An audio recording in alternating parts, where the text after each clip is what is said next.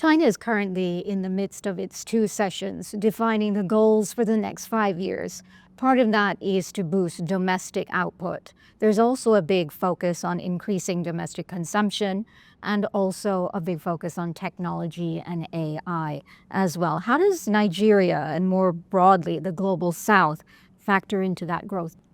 In seeking our partners and building relations, you look at countries like China who have the same clear agenda. I talk about population, but the youthful population in China has become the engine of its growth and development. You can say the same, but then we've seen the upskilling, the skills provided for the youth in China. We want to see that happen in Nigeria. That's critical. Can you talk a little bit more about how beneficial it has been for the country of Nigeria and for the locals there as well when it comes to investment, helping with issues like water and sewage, things like this, the railway infrastructure?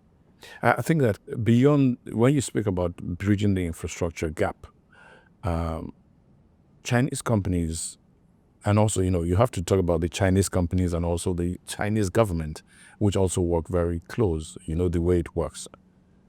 They have come to help to bridge the infrastructure gap, but they have also come to provide the technical skills necessary in critical sectors. And, for us, transportation, rail transportation, road transportation, that's where you really find them. Increasingly, we have seen that where resources are absent, you have had Chinese government and companies being able to provide those resources. But also we have seen the Nigerian government being able to fund some of these resources, counterpart funding. We've seen also grants to some extent. When you look at the Chinese economy, you look at its sheer population in Asia. And I'm speaking to the similarities that we have. Then you look at the African continent and look at Nigeria's population, of course, 230 million compared to China's. You begin to see similarities in terms of market potentials, in terms of the youth population, in terms of the development and growth that is needed. Nigeria stands to benefit extensively from the experience of China when it comes to youth development, when it comes to infrastructural development, when it comes to agriculture, and even culture itself. And I think those similarities strengthen our bilateral relations and pervade economic ties and also political relations. China has been a good friend to Nigeria. You could characterize it that way.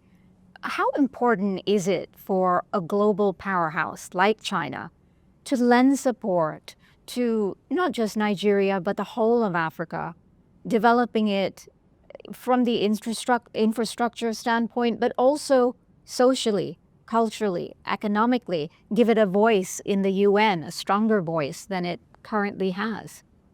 Yeah, that's a huge question. But I think that when you look at the landscape, particularly the African continent, you have seen in the last 15 years or so, China increases presence. You've seen the increase in investments. You see its partnership with various African governments. The Chinese outreach to Africa has been deliberately so, because I believe they understand that the new frontier of development and the new wave is through Africa when it comes to the boundless untapped resources from the East African region to the northern parts of Nigeria to Botswana, Diamond, South Africa, all across. That is the new frontier for development. And I think China so far has been able to invest in that direction.